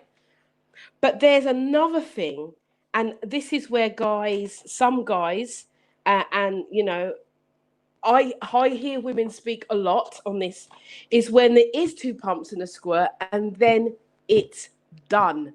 It's sleep time. That is an issue massively. And this is why women will play out. And I can see Fidel's hand up. Come in. You can come in. Well, one of the best books that kind of comes up with a theory of this is a book called Sex at Dawn. I don't know if anybody's read it. And the theory was that actually, historically, way back in time, it was a matriarchal society, right? So really, men fall asleep after having sex, so that women have multiple orgasms, so they can go and get sperm from lots of men, and that way the children, nobody knows who the father is, and so all of the men in the village or the group will contribute to bringing up the child. So that's one theory from an evolutionary point of view. But yeah, the thing with Tantra and the thing with I'm doing with this challenge and stuff like that, and I think is a problem sexually all around, is this just focusing on this endpoint. We focus on this goal. I mean, a lot of guys will go in there well-meaning and they'll hammer away and they'll lick away and they'll bang away, like, and their sole goal is to give the woman an orgasm. Like, and I know loads of women that are just like, geez, you know, like that's why women fake orgasms, because they feel like they're being targeted. It's like, damn, if I'm gonna let him down if I don't do it. He's so busy. He's putting such an effort. And also men who just want to do 2 pumps and a squirt. If all we're looking at is an end point of an orgasm, and we're not being present, we're not enjoying the actual process, and all we're thinking about is penis and vagina sex. There's so much more to sex and sexuality than penis and vagina. That's kind of like one part of it, but we can do so much more. And there's pleasure in all sorts of other stuff, and it should last a lot longer when we think of it like that. Yes, thank you. I thank you for that, because there's so much more, so much. Ladies, how are you feeling this evening after hearing all of these things? Because I really want to come back and find out where you're at in terms of, you know, are you ready to explore a bit more in the bedroom? You know, I'm not talking about, you know, flying on chandeliers or anything else, but are you prepared to, you know, have the conversation with, because I know that there's 3 single women here on this here, so 4 including myself. Are you willing to do more and be more exploratory in and having these conversations first off when you meet somebody? Is it too soon to have this kind of conversation? Can I just say something, Yvonne? Yes, you can. I was just listening to what Fidel said and how we spoke about this a few weeks ago. And, you know, they were saying, the men were saying that the ultimate goal was to That's right. Have an orgasm, you know, and to come. That was the ultimate goal. So it was quite refreshing, actually, to hear what Fidel's saying, because his point, or your point, Fidel, was spot on. Because sometimes I think it is that feeling of, yes, they've put in the work and they've done whatever they needed to do, and, you know, all the build up, but, you know, it was it was to bust the nut, wasn't it? That's Something what like it was. that. That's what we were saying. To bust the nut. Do you know what I mean? And I was just saying to Herbie, but that's what the guys were saying a few weeks ago. It's the ultimate goal is to bust a nut. And then I'm just thinking in my head that for some women, they feel away and they feel that they have to oblige or they have to fake an orgasm. So the guy, well, you know, I dealt with this woman, you know, now she's calm, and, you know, all of that comes into play. And that macho, absolutely, that macho sort of thing comes in. So yeah, that is really, really refreshing. That's why I say, Fidel, you come back every week. I'm telling you, love it. Because actually it's now the balance, because this is what we were saying, but we were being told, no, men want to bust on up. That's what they're, you know, and we, you know. Come in, Herbie, because you've been quite, we haven't heard from you tonight. Well, come in, Herbie. I'm listening. Just going back to the this multiple relationship and partners. I understand, back in the Bible, Old Testament, and, you know, it was a way of life, and even still around the world, in a lot of unwesternized countries, it's a regular thing, it's a usual thing. over in the Western world, we haven't been brought up that way. We've learned a different way of thinking, and those sort of relationships make it very complicated in terms of how they operate. Because they're saying we use them because right. Okay, let me start again. Right, one man, one woman. Yeah. If you, because how I see sex or love making, yeah, is that you have more than a connection than just the physical side of it. Yeah. Now, to me, to have that in a multiple relationship is going to be, I can't see how that works. It just seems a bit complicated that you can have this energy flowing with different women, and I don't know. I mean, you know, the guys that are doing this, you know, can educate me on how it works, but I just find that a bit. I don't want to know how it works. I just want to just inquisitive. Yeah, you know, in how, you know, how you find it. You know, what I mean, to move on from one to another, and it, you know, what I mean, and coming back and having, you know, say having 3-4 women on the go. How does that work in terms Herbie, of? imagine having Yeah, a dish, yeah, right? Oxtail, hmm, fish, yeah, chicken, hmm, pork, hmm, and you can just have hmm, just a bit of each. You understand? So just hmm. imagine that. Yeah, so you just have to imagine it. You have to have a big heart to love more. And let's be honest, it's not possible for every woman to have a man for herself. Some woman will have to share or go dickless. We're gonna be honest. Because we could beat around the bush, we could quote the Bible, or however you want to put it from now to the morning. It is not possible in 2020 for every woman to have a man for herself. Man short, woman want man, and man want man. So I'm we not have a sure. I'm not shortage sure because of there's a lot of single men out there and a lot of single women, and sometimes like me, Michelle goes like, you know, some single men and some single women. We think like, what's going on? And they say, no, I can't find because no men. Oh, I can't find a woman. And we're thinking like, they're there. because what I've found, I've seen a lot of single man, but they're in the wrong body type, right? So I've seen a lot of single man, but they're just in the wrong body type. I'm like, I'm gonna be honest, right? There's a lot. I get picked on a lot, but I look at them the other day coming from the gym, this nice Range Rover drive down, and he stopped in front, and I saw his belly. And I thought to myself, you might meet in an accident because the belly was stopping the steering wheel.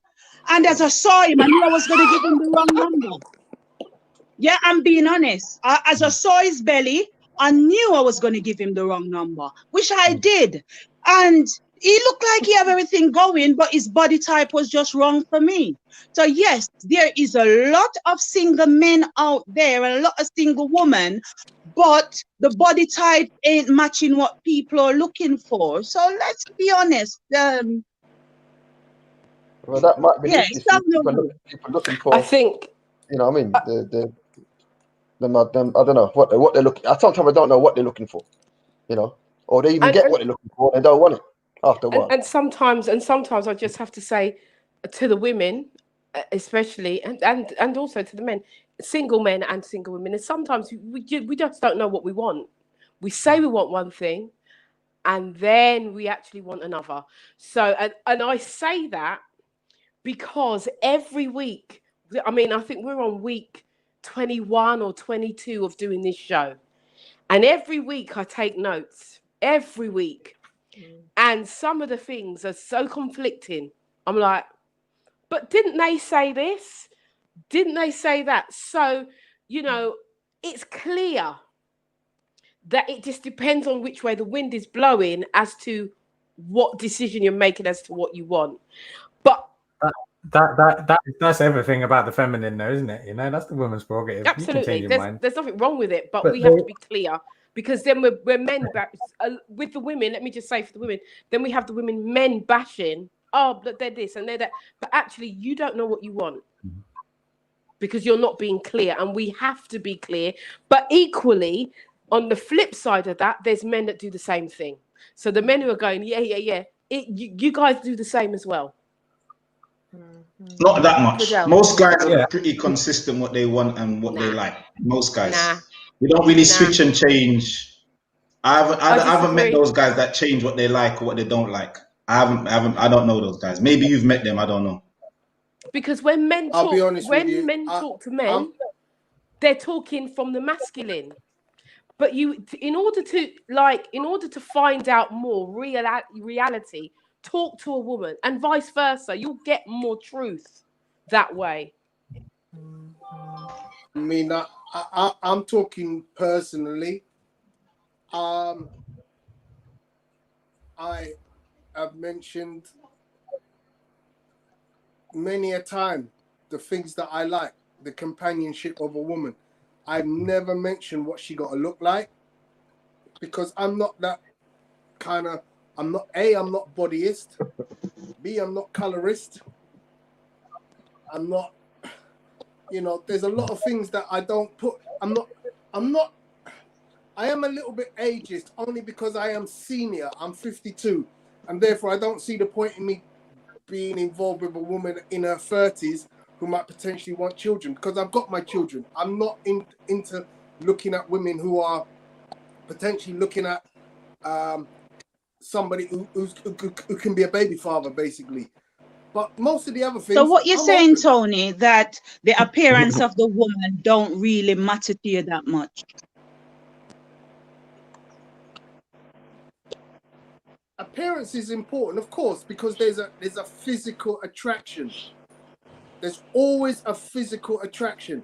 But I can be honest, that physical, I find Chinese women attractive. I find Indian women attractive. I find black women attractive. You know, there's no race of women that I go. I'm not talking about race of race. I'm people are not talking about attractive. body type, like what a woman looks like. You don't. No, You I don't don't. have that. I don't have that. I've been out with women who are big, plus size women, and I've been And out with short, skinny women. you don't mind if she's So short. I'm not bodyist at all. Short, tall, it doesn't matter. Okay. I don't mind. Okay, I just want to interact there, because there's been some messages in regards to Fidel. Fidel, can I ask you a personal question? Are you single? Yeah. Okay, Yes. because Oh, you in trouble now. You in trouble now. You in trouble now. because you Lock the know, door up. Lock there- the door I up. also want to address a couple of comments that Yeah. the 21 days, you can still have sex. That's kind of the point of it as well. It's just no ejaculation. So as I said before, sex is about more than just that endpoint. So everyone's like, Right. oh, well, we'll wait until 21 days. Not that I'm inviting anything. I'm just saying that the point of this is that you're supposed to interact and have sex as well during the process. Right. So I just thought, Fidel. because I saw that. Hold on. I saw the comment come up. So after your 21 days, you know, You have a cute. You have a bugger. there's a queue on the comment on Facebook and on YouTube. We got a little backlog. So all that backlog that you've got, that you're backing up, my brother. You There need may it. be a release for you. There may be a listen. This is how the show goes. This is how the show goes. You know, Fidel Fidel, hold on, phone Shalomi, sex. hold on. Let me finish talking. Yeah, so there may be a little bit of a backlog there for you, Fidel, because you are the new guy on the show. So, you know, they are. Yeah, you're fresh meat, darling. You're fresh meat. So I just thought I would point that out as the comment threads are coming in. I just want to thank those people who are putting the comments on Facebook and YouTube. There are lots and lots of comments there. There's a couple of comments there from Delroy. I do want to pick up. So if I see a phone number coming up. So if we can put those comments up from Delroy on the comment thread, I would appreciate that. Shalomi, come in for a moment. Fidel, do you do phone sex? Because you're in the US, I'm in the UK. Do you do phone sex? I'm in the UK. I'm in Bristol. God. Oh, damn. Why you said that, man? Why you said that, brother? Why you gonna say that, man? Okay. Fidel, why you gonna say that? No, I mean, I'm easy. I'm easy to Oh, find.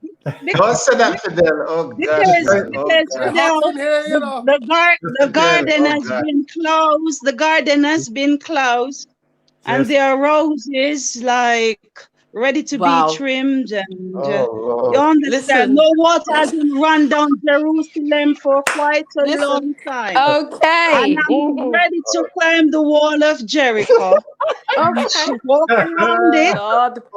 and Oh gosh, shout look, we've got 7 the fans times out. The guys have got until the it fans goes Yeah, out. this is for you, down. brother. This is for you, So I bro. want you to get my Okay. number. Hold on.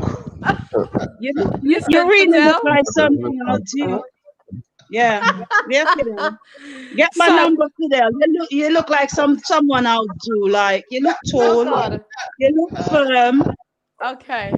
So, You understand? ladies. Yeah. Wait, listen. We've got somebody in the States actually. Kim Samram says, "Wait, does Bristol have an airport?"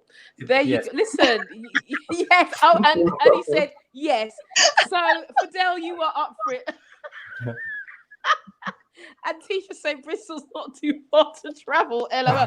Listen, Fidel, you are the new guy. Listen, this is why we have been looking for some more men on the show. We've been doing this show since lockdown.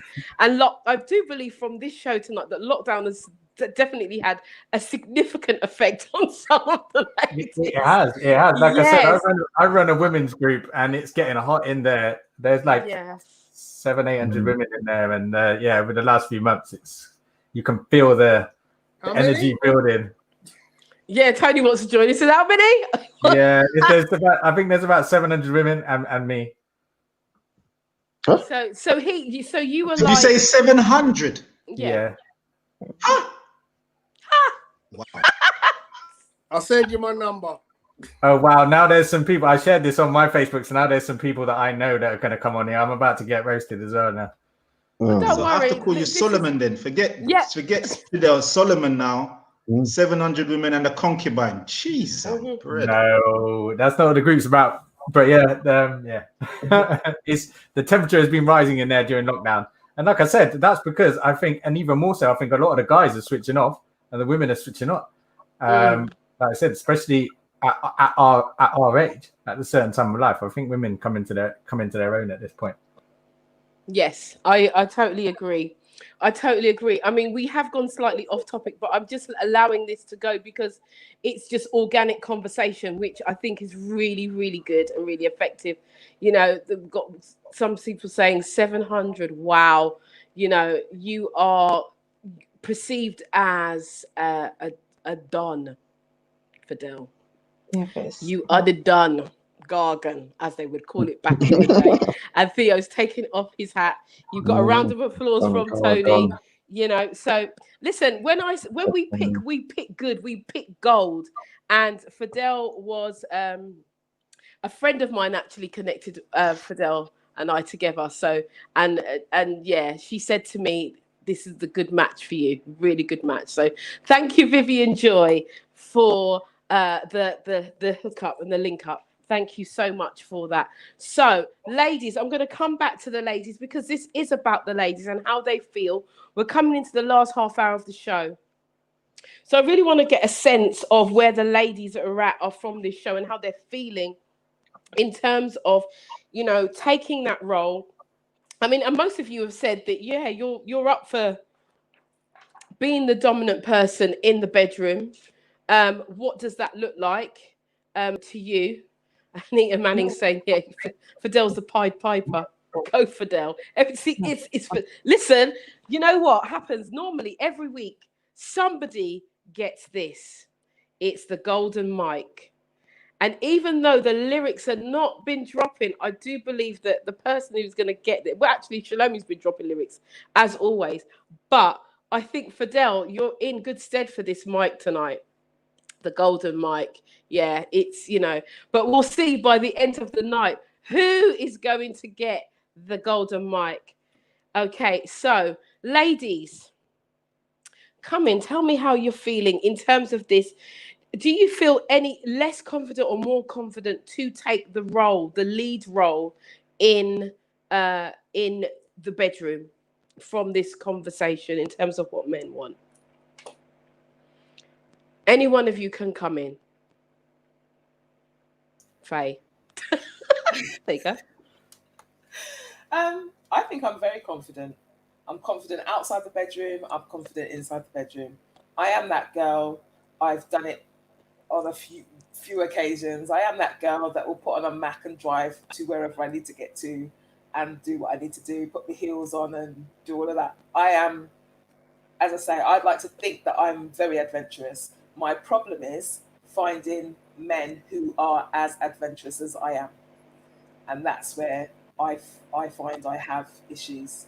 They are, and I don't know if it's because of the age group of the men. Maybe they're a bit set in their ways or whatever, I don't know. But I no longer want vanilla. I'm in my 40s. I'm at that time. I no longer want vanilla. I want, Metropolitan. Is it Metropolitan? I want all of them together. And I'm prepared to put that out. I'm prepared to go as far as we need to go without, hurting each other, of course, and without causing injury. So, but my problem is finding the partner that does that. Mm-hmm. Thank you for your honesty. And I actually, I'm gonna have to side with what you're saying there, Faye. But I'm not gonna say what I agree with. I'm just gonna let Cheryl come in. Cheryl, come in.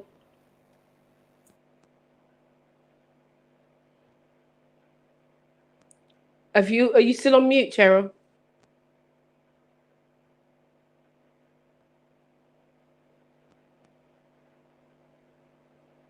I can't hear you. Can anyone hear Cheryl? No. Okay.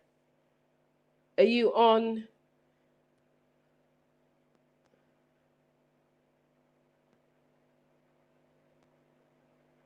Oh, you turned your mic off. Okay. If we can't hear you, you might have to log out and log back in. Right? So if you log out, log back in, and then we'll come back to you. Shalomi, what are your thoughts? Well, finding men, most men in their 40s and 50s, they don't really want serious relationship. They say it, but honestly, by talking to them, you realize that lots of them have been in long relationships and they're just finding themselves. A lot of Black men is not open for adventure. The most adventure they will do is bedroom and all of that. They will say, yeah, they want a woman in charge, but only to a little limit. They have a cap on it, right? To how much you can do, right? I get to understand that a white guy that's not racist for me to say white guy, am I? A white guy, I get to hear that they're quite adventurous. My problem is, no, I'm not going to say it, I might get in trouble. I'm going to leave that one. Yeah, I'm not going to do that one. Yeah. But my problem is I love my coffee black or with a bit of milk. Yeah, if I'm allowed to say that. So for me to learn a lot of things, I might not know because Black man just limited, man. I don't know why they're not open to a lot of things. Right. And for me, I like to be in control. I don't, as I said, if I get the right man to make me vulnerable enough for him to do certain things to me, you just never know, because I've never had that man that can make me vulnerable. But if I find, what is Tony saying no about? Can I interject, please? Can I please interject? Go on. Yeah. Go on, Tony. We had this conversation a long time ago. Yeah. There's a thing called Big Black Cock, BBC. Yeah. That there part of Pornhub or that part of the sexual thing, Black men are the dons. When it comes to sex play, there's a certain element that no other race can talk about, because we don't have a white man's cock. We don't have a Chinese man cock. We don't have an Indian man cock. We have Black man, big black cock. Yeah? But not all Black men are big. Can I just say that? Not all Black men are big. Let me just say that. No.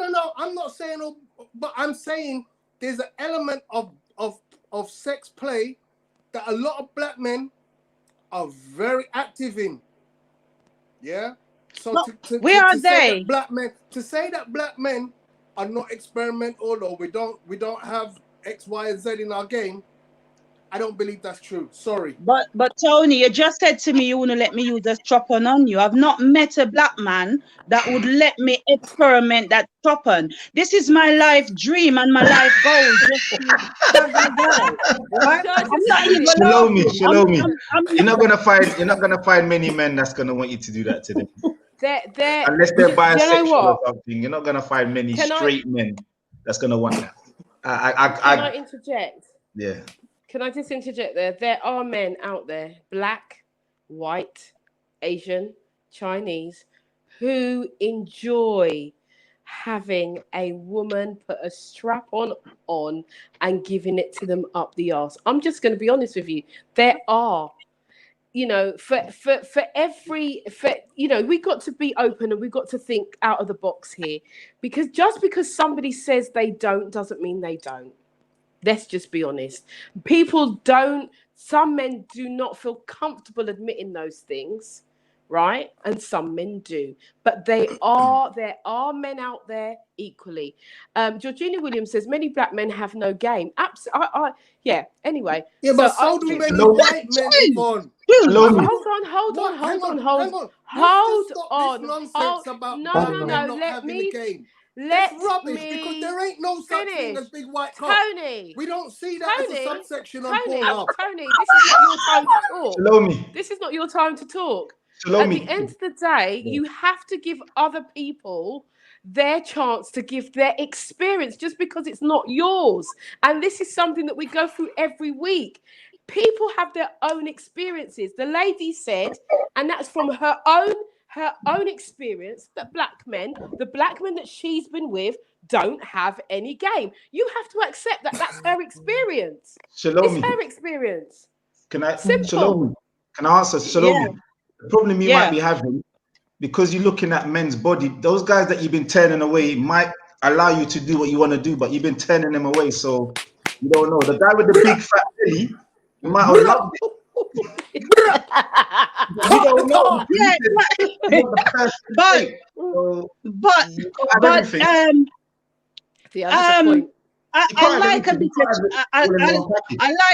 like a bit of challenge, and I like to get a masculine man down. If I can just get a puny man to do anything, I don't feel like I've done nothing. I need a man like Tony to get him on his knee, hanging over my bed and have him making some groan. And then I would say to myself, I would think to myself that I've had a job done. If I can get just any little puny guy, right, to have, no, I want to have a guy like Tony, like, you know, a masculine guy.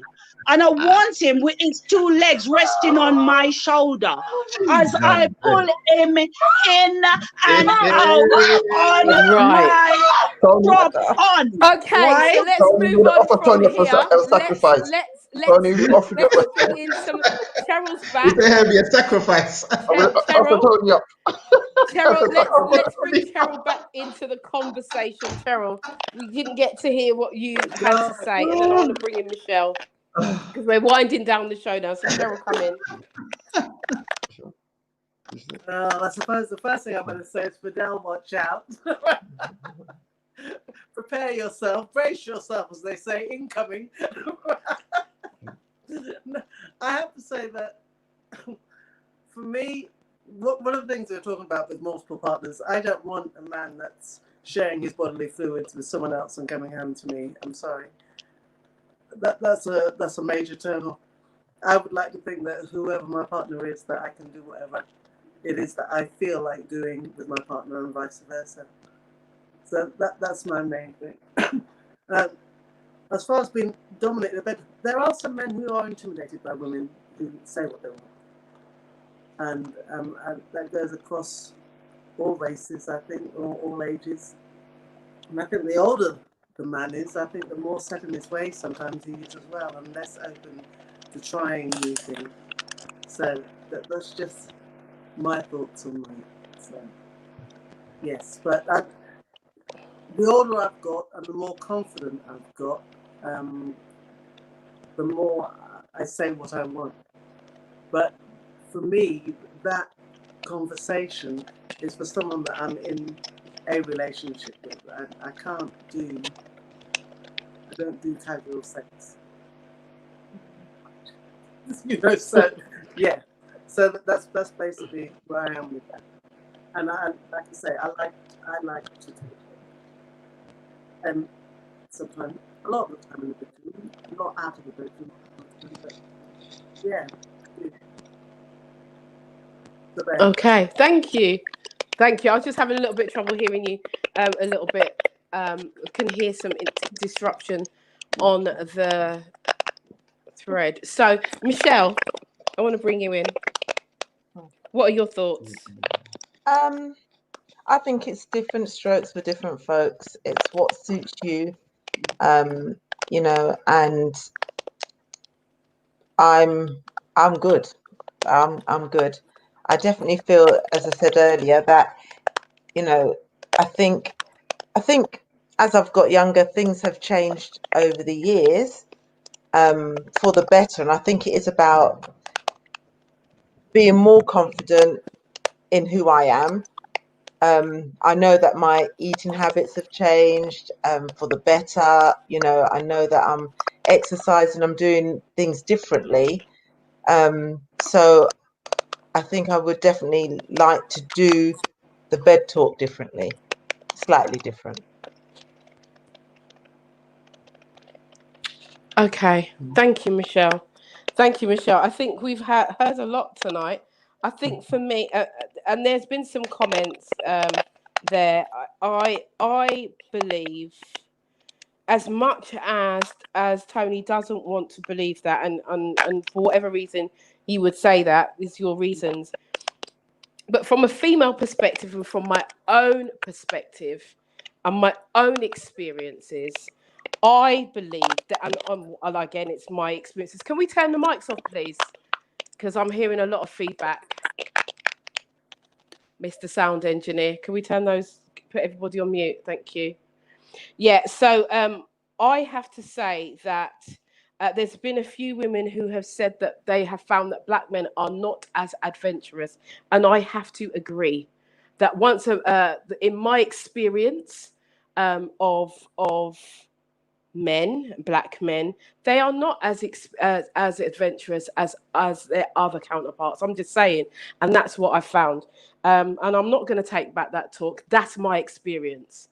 Also to say, I think there's been a couple of comments on the thread that's saying, with the BBC statement, the big black cock, not all black men have big cocks.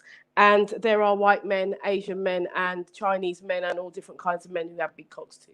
It's not exclusive to the black man. I know that there is that thought, and yes, we want to believe that, but equally there are others who do have big cocks too, and that's again from the experience of women.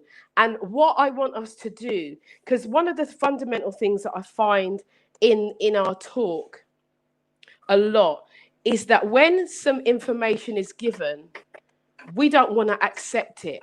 We don't want to accept the other person's point of view. And we must. Because if we don't, we will never grow. Ever. You know, women think about things differently. And I'm sure Fidel will back me up here. Women and men think differently. Our experiences are different. Like the thing that was said about women being an ironing board. Many women are like horrified at that thought of being called an ironing board. But from the male perspective, that's your experience. So we can't take it away from you. That's your experience with the women, some of the women that you have been with.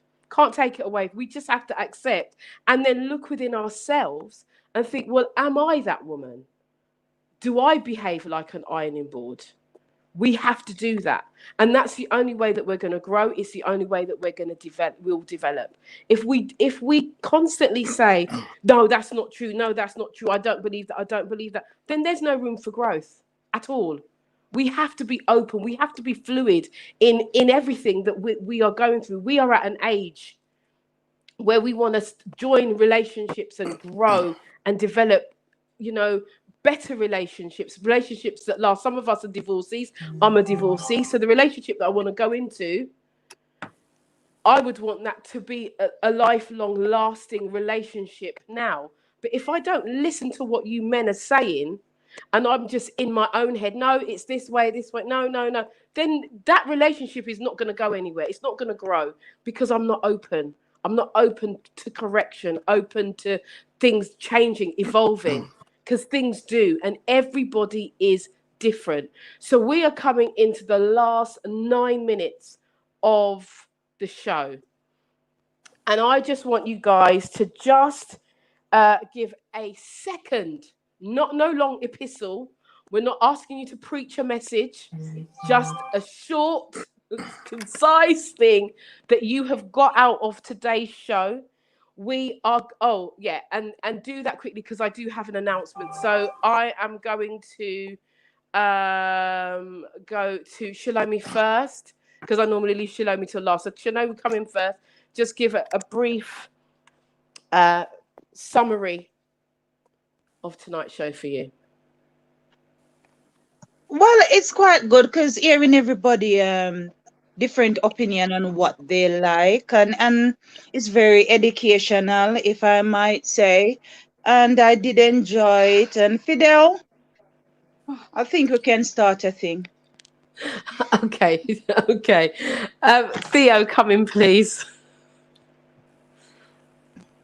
No, it's always good. It's good to have Fidel on to give us a different perspective from a male as well. So it's good for that. But yeah, I'm always learning every week, so it's good. I'm enjoyed it. And what have you learned?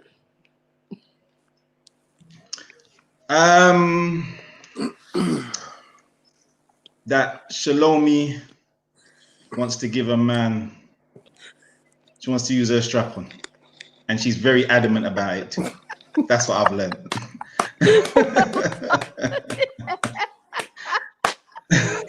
Okay, thank you very much.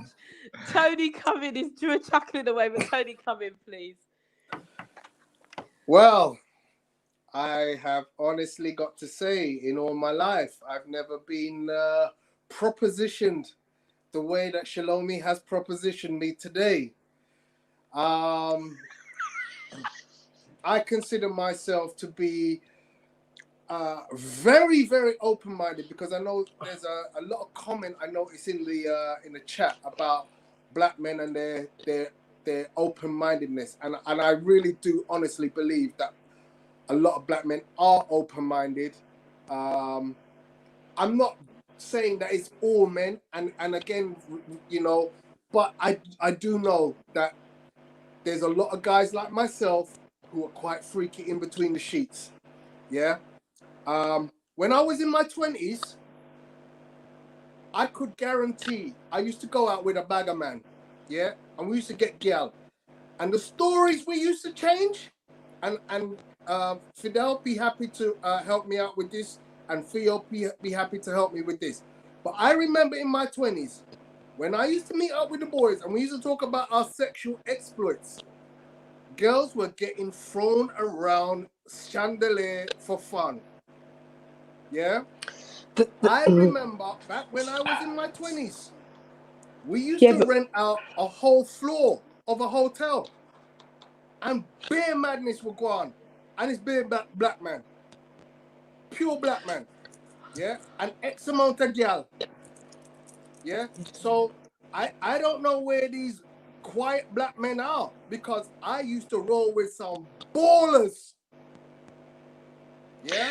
So can I just ask a question there? When these men were like swinging women from chandeliers and that, were you in the room at the time?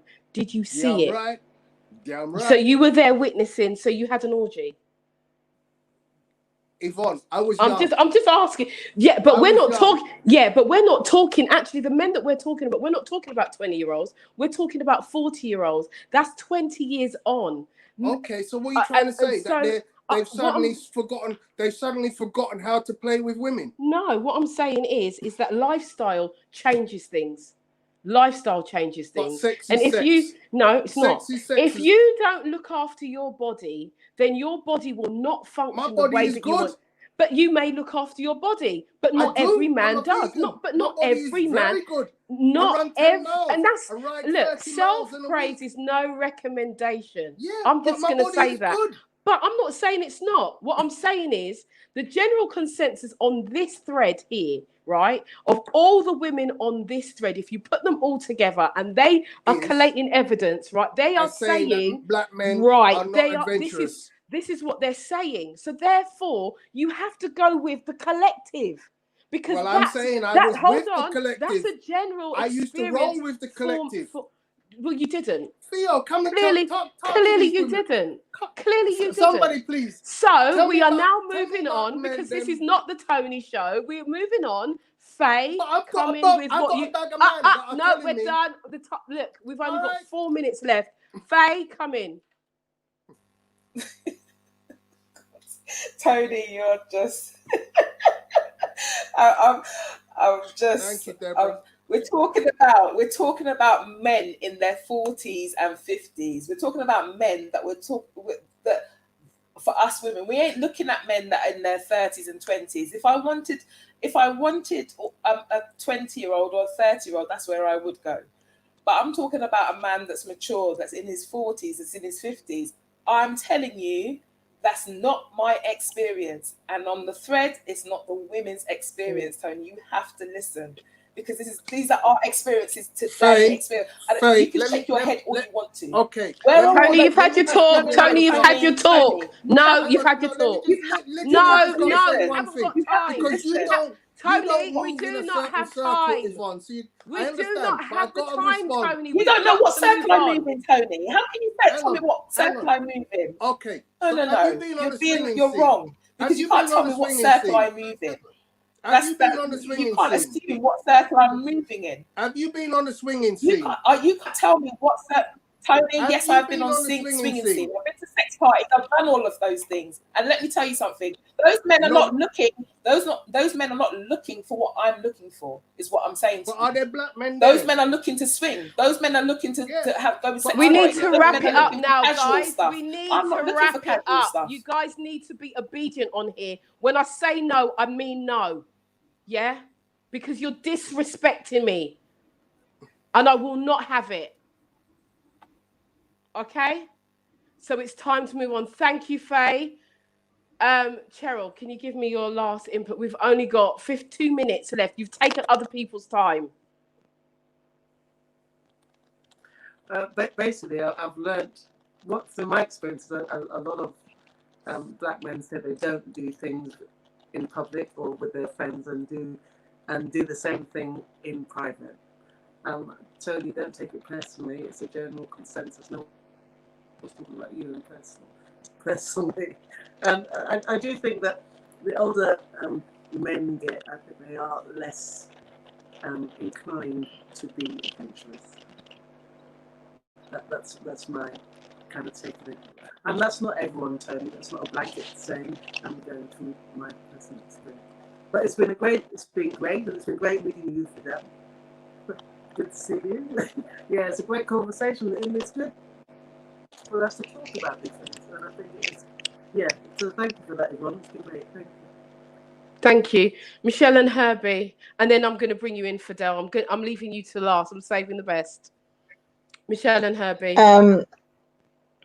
I would just like to say, as I said earlier, different strokes for different folks. I think that there's been some contradictory comments today, bearing in mind what was said a few weeks ago and, throughout some of the things that we've discussed.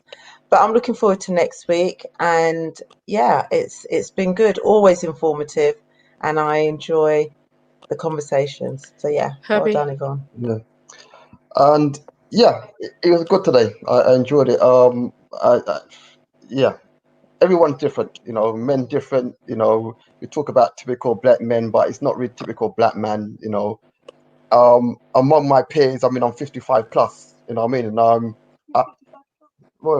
and I think I'm quite adventurous, but with my circle of friends or circle of that kind of age group, I think I'm I'm more a bit more than others, for what I do, and I don't do that much.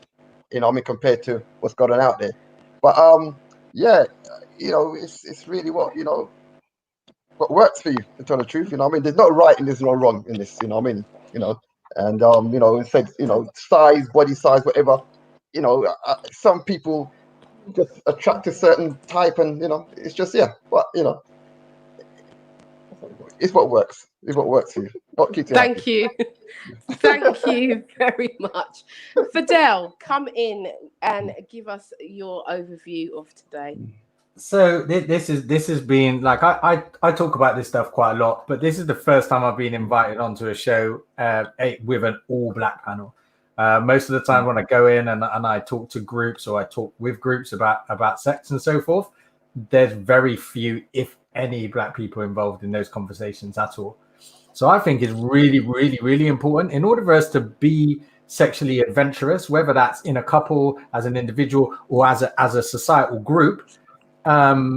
Adventurous sex needs to come in a safe space, right, for men and women. And that's whether it's a conversation or whether it's the actual activity itself. For most people, we need safe spaces. So whether it's a safe space with a relationship with somebody that you trust, whether it's panel shows like this, so people can hear people like us talking about this openly. This will have given a lot of other people confidence to explore their sexuality, just listening to us being sexually open. So I think I've learned that this is something that's really, really needed, and I think this conversation needs to be broadcast on a bigger scale, and needs to be had on big platforms for sure. I think it's really important. Thank you for your input. Right, so there were some questions. We are slightly over time, but there are some questions. Yes, the show is every Tuesday between 10 and midnight. Yes, we always have a panel. I do try to get as many men and many women to have equal. We are looking for some males to join the panel also. And we do have quite a few females on panel, but we do want to get that as equal for the men as well. I'm very grateful to our panel members, every single one of them who contribute every week, and I hear every week without fail. So I do want to thank you. Just to let you know that next week will be a recorded show. The next 2 weeks will be two recorded shows, and on I think it's the 15th, it works out to be, we'll be back with a live show which will look a little bit different. We've still got the panel, but it will be a little bit different. I'm taking a bit of a break. I'm taking 2 weeks holiday. So, but there will be shows here. They're already programmed and good to go. So I just want to give you the exact date of when we come back with the live show, and we are coming back with a bang. And it will be the 15th of September. We will be coming back. So I'm hoping that Fidel will join us on panel. And also Chastity has already said, we've got Anita. I think Anita's been talking in the thread as well. She'll be here as well. And we are also looking for one more male sex therapist as well to join us. This series is going to go on. We've got maybe another 2 to 3 to maybe 4 more shows on sex. But the one we're coming back to, we will be looking at toys, sex toys for men and sex toys for women. We are going fully ham. We're going in like Flynn. We are. And so this is what's going to make the show. So we're going to have a bit of a break, and then we're coming back with something. So guys, in the next 2 weeks, gather up your thoughts. Gather up all your feelings, and if you've never had an experience with a toy, now is the time to experiment. And if you want to wait for the experts to come and to help us to use the toys to our best advantage within our relationships, then come back in 2 weeks' time. We will be here live on MediaNet TV. We will be on Yvonne Michele TV. We will be on Facebook, and both Facebook pages. So we're on 4 different platforms as we are streaming, and we are looking to go even further. We're looking to increase the platforms by another 2. So we are growing. The show is growing. So please do tell your friends, do tell family, tell people, your associates at work. Do let them know about the show. They will learn. Yes, we have a laugh. Yes, we do. But we also, there are some serious moments, and we are learning. And if you see anybody on this who you think you like, please do DM me, and I will hook you up, and you can have conversations, because ultimately that was what the show was about from the beginning: connecting people, connecting single people to find love, to find partnership. So I've got a message here for Fidel from Ruth Carter, who says, Fidel, you've made a great impression. I do want to thank Fidel for joining us today. Thank you so much for being in. Delroy Tollock is saying, thank you, all, good show. Thank you, Fidel, for being here. I do hope that we'll see you back in 2 weeks' time on the 15th. I hope you'll be here. I know that Chastity will be here, Anita will be here, and we will have another male sex therapist as well, as we start to look at the toys in the bedroom. Okay, guys, my panel members, I want to thank you for thus far 22 episodes. Thank you as well. 22 episodes every week. I want to thank all of you, especially those who have been here from day one. Tony, you've been here from day one. You've supported this show. Cheryl's been here also from day one. Theo was here from near enough the beginning. As Shalomi, Faye's come in. Michelle and Herbie have come in. So I just want to thank everybody. Those of you who are on Facebook, want to thank you for your constant support. Those of you who are on YouTube, thank you for your constant support.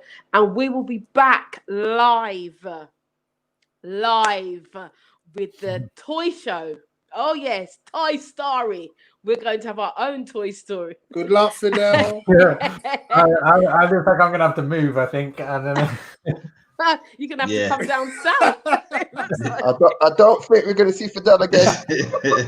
Well, Fidel, are you gonna be here on the 15th, Fidel? Are you gonna? I think he'd be worked out by then, man. I think he'd be worked out. I believe so. Yeah. Yeah. I don't know. I know what toy I'm buying. I'm buying some sort of. I don't know. We know what toy that we know what toy Shalomi's buying as well. So, guys, I bid you a good night. Again, there will be 2 shows in the pipeline. Pre-recorded shows for the next 2 weeks, and then we're coming back with a bang on the 15th of September with the live show. So, guys, I want to wish you all well. Have a great rest of the week. Look after yourselves and be happy, be safe, and we will see you again soon. Ciao for now, guys. Say goodbye. Say your goodbyes. Bye. Bye. Stay online, Fidel. Stay on the line. Stay on. Stay on. You ready? You got me running. You got me running. Got me running. Shake it, shake it, shake it, shake it. Raise your